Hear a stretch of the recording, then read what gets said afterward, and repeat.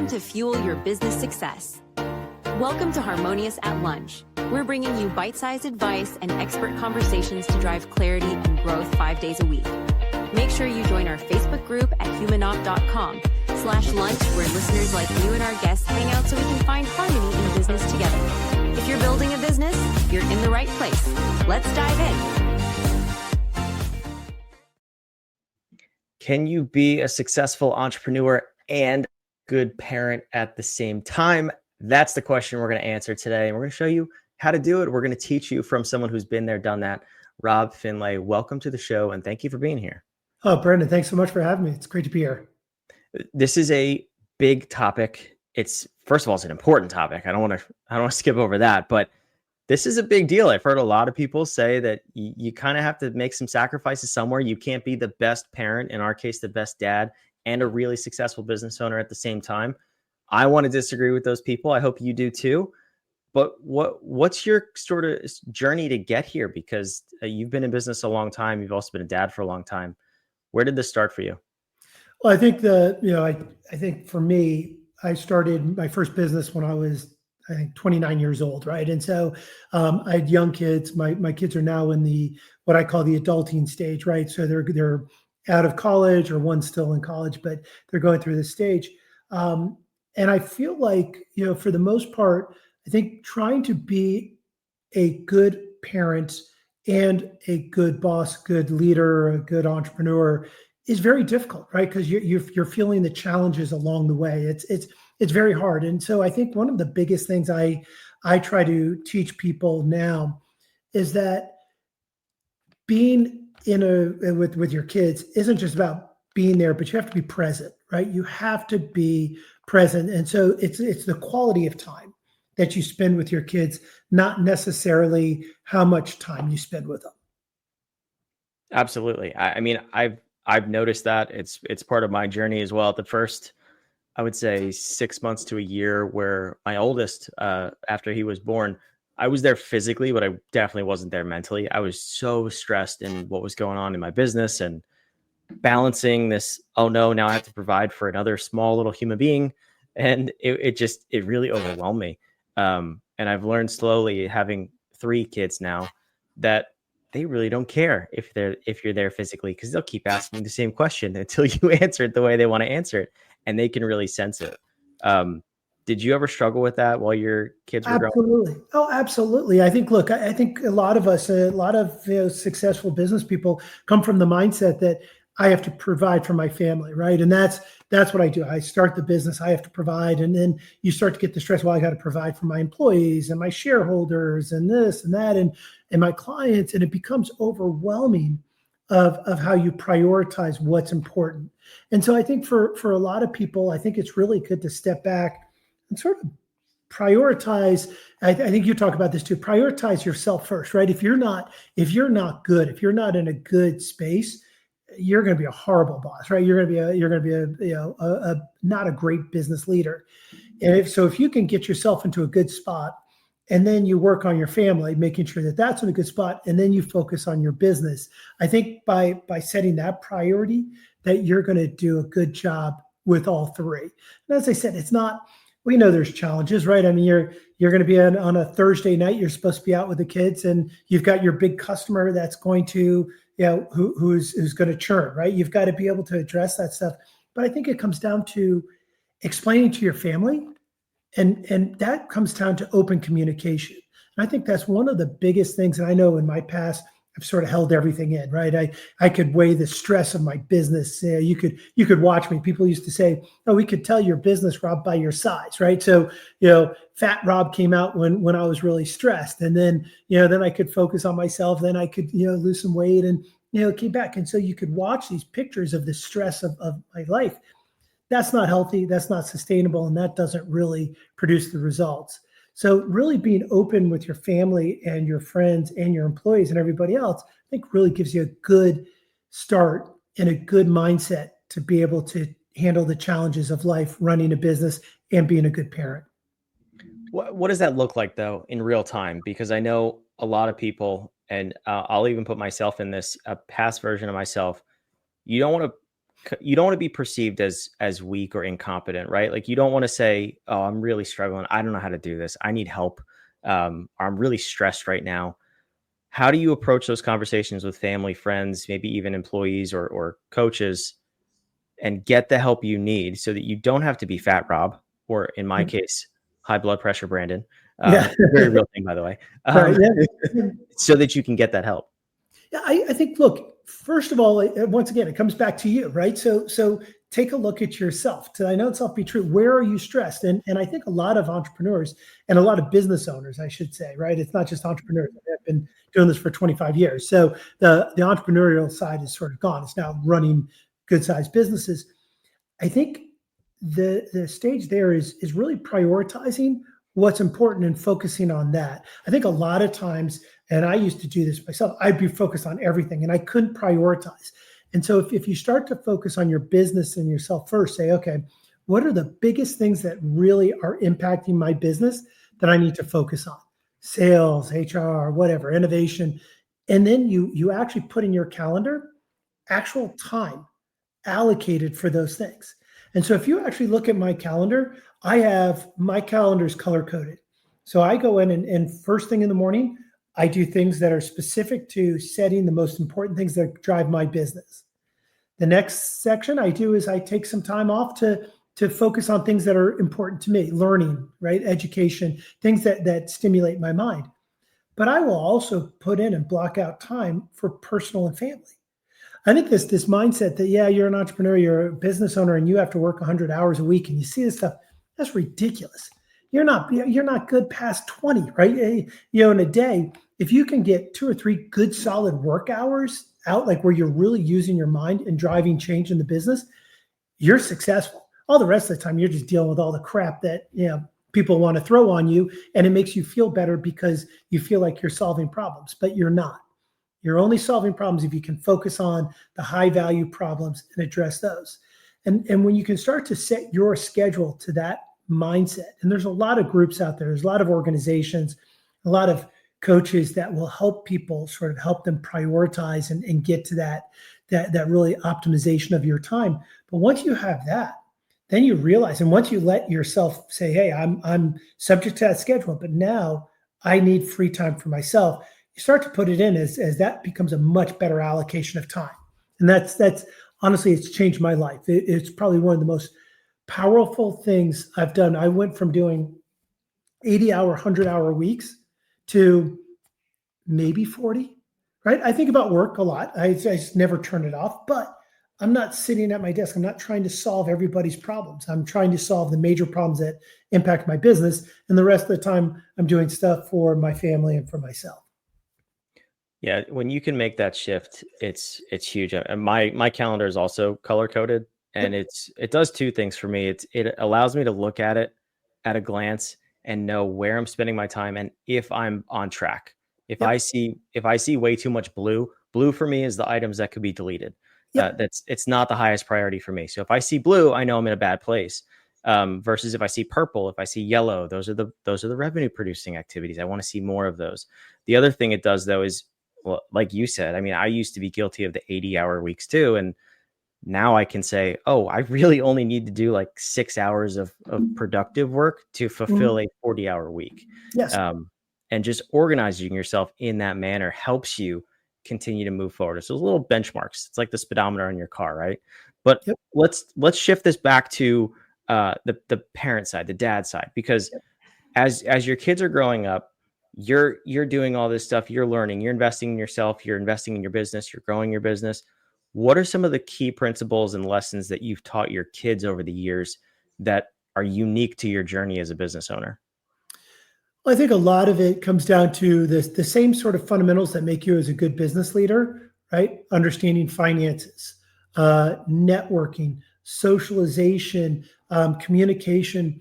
Those are skills that I've taught my kids, and I absolutely encourage business leaders, take your kids to work. Take them not just to work, but like business meetings. My kids have all been in business meetings. They've seen business lunches. They've seen business dinners. And I think people get a really good perspective of that. Now, I'm not saying bring your 5-year-old to to an important closing dinner, but as your kids get older, letting them have exposure into what you do. I think, I recently wrote a book called Hey Dad, Everything You Should Have Learned About Being an Adult, but Didn't. And it was really based upon that thing where I don't know if I focused so much on the business that I did not teach my kids the skills that they needed in order to be functioning adults. And I think that, and I've talked to a lot of people, not just writing this book, but before it. And I think we all had the same thing. It's like, yeah, my kids call me and they're asking me, hey, how to put air in their tires. Hey, they're asking me, how do I get an apartment? Hey, I have these tax forms, like I'm just about to get a job, but I have to fill out these forms. How do I fill them out? All of these things are things that, we deal with on a daily basis. Like we teach our employees right down to the T. Are we doing that same thing to our kids? And I think my recommendation for a lot of adults and a lot of parents who are business owners is to try to remember that your kids are also, you're building a team, right? Making sure that they're learning and they're actively engaged in what you're doing. And that sort of through osmosis will actually give them some perspective.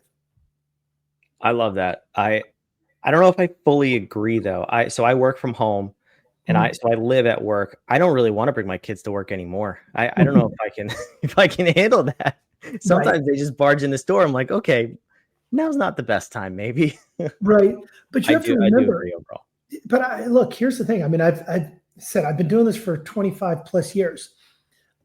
The lack of socialization in our young adults, their ability to communicate verbally, right? Being able to network, being able to go out, right? Like my kids, I think the biggest shock for them is they graduate college and they're thinking, hey, I'm just going to get a job. I'm just going to go on Indeed or LinkedIn and get a job. And you have to tell them like, hey, no, you actually have to network. You have to work. You have to go in. And these are foreign concepts to these kids. If it's not on their phone, right? You mean I actually have to call somebody? I have to set up and try to do a meeting.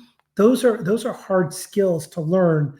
And they're very uncomfortable when you're 24, 25, 23 years old. It's a lot easier when you're younger to feel comfortable talking to people and being in a situation where, you might be a little uncomfortable. I agree. And it's one of those things where you also have to look at, as a business owner, you hire people who are probably in that age range or close enough to it. Do you ever take this mindset to your employees and help them with the real life skills too? I mean, just for an example, I had a business a couple of years ago and the employees were relatively young, in the low to mid 20s on average. And I noticed all those same things. I didn't have kids at this point, but I was like, wow, nobody taught you how to put air in your tires or how to fill out this form to work here. Right. And I looked at it more of a mentorship role. And I do that, everything you're saying now with my kids, because it's important. But do you also take that mindset to your employees? Absolutely. So one of my first, all of our analysts have come in. I actually do a 3-part sort of business dinner or business meal session. So I start out with basically the first one, it's just them. Second one, they get to invite a date, and then the third one, I just put them in random business people, and so that they can go on their own. I think one of those things like that the simple act of entertaining or taking a business dinner or a business meal is foreign, and this came smack clear to me when we had a dinner and I had a business meeting. I'm discussing. I had an analyst with me. I said, "Why don't you order some apps, and so I can continue my business meeting?" He ended up ordering soup for himself. So that's the appetizer that comes to the table is soup. And so at that point, I realized like these kids just don't have those lessons, right? So you have to train them. These are things that, maybe you were fortunate enough. My dad took me to business meetings. I learned how to have a business meeting when I was younger. And I learned that you sit and you don't order soup, right? You don't order messy food. You eat something that's quick and easy and because it's all about the communication. Kids don't realize this, right? How to order wine, how to tip, all of that kind of stuff. It's just sort of out of their purview. So it's the same thing as when my daughter called and asked, "Hey, can I put the green gas in my Jeep?" And I'm like, "Hey, this is actually a true story. Middle of the night, and this is actually this is what was sort of the point where I started the book, where I was like, I have to write this book. I got a call from my daughter. It was like 1:00 in the morning. And I wake up and, every parent, this is their dread, right? A phone call in the middle of the night from one of your kids is the thing we dread the most. Pick up the phone. What's wrong? She's like, can I put green gas in my Jeep? Like, what are you talking about? She's like, yeah, we're on a road trip. The gas, there's no more gas. All I have is this green gas. Can I put the green gas in my Jeep? I'm like, foggy. I come out. I'm like, wait a second. Are you asking if you can put diesel in your gas Jeep? Like, no, you cannot. But that was the point where I was like, did I not teach her this? Have I not taught this? And once again, coming back to the guilt of being an entrepreneur, a business owner, right? You spend so much time on your business. Well, I can tell you, I have 3 girls and a son. I can tell you, my girls, up until the time they left, never had to do anything with their car. All it was, Daddy, there's some light going on in my car. Daddy, and Dad would all, because that's what dads do, right? And so it's almost that opposite of trying to teach them and have them grow. You're trying to take responsibility for them and micromanage their life, as opposed to just like you wouldn't do that at work, right? I don't sit there and let my customer service reps, I don't take all of their phone calls, right? And so it comes back to the same thing. Well, that's how you grow your business too. I mean, in the business context, I think companies that stay small, they do jump in and solve the problems and take the calls. I mean, I had this moment yesterday with my son. My lawnmower blew up over the weekend, which was very depressing. I love cutting my grass. So I took the motor apart and he's asking me, he's 6 years old, 1,000,000 questions. I mean, no less than 1,000,000 for sure. Yep. And I'm like, oh, I can't answer one more of these questions. But then the thought popped in my head. I was like, wait a minute. Why do I know how to answer these questions? And why do I know how to take this motor apart? Oh, because my dad showed me and answered those questions for me. And I was like, okay, calm down, answer the questions, teach him. Don't just do things, but teach. It's exactly what you're saying. So yeah, I think that's... those 6-year-old hands can reach those little pieces that your hands can't. So that's exactly why you know how to do it.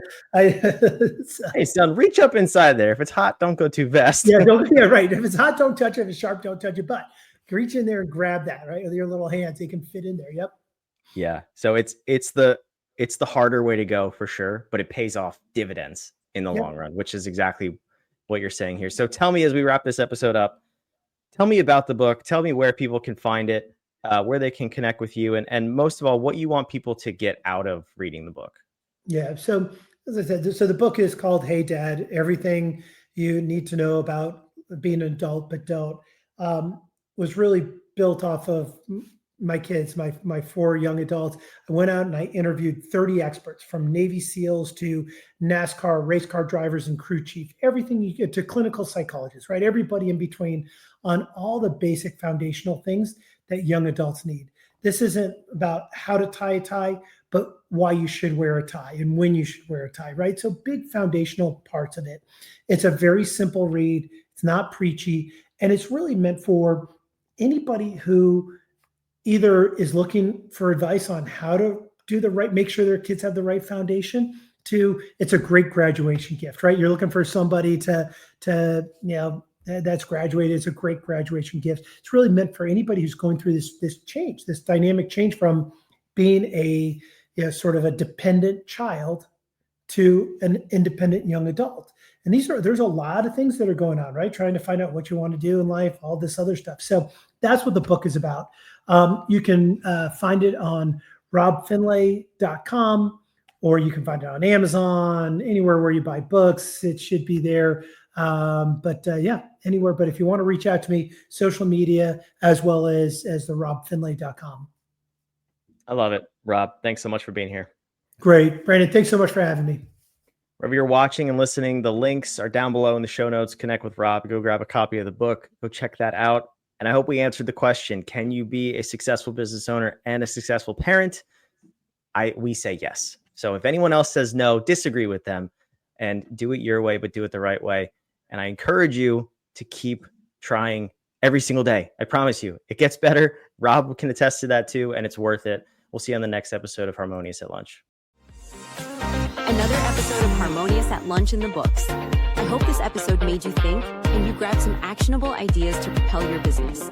Don't forget to like, Comment your takeaways and subscribe wherever you're listening so we can help more entrepreneurs just like you achieve harmony in their life and business.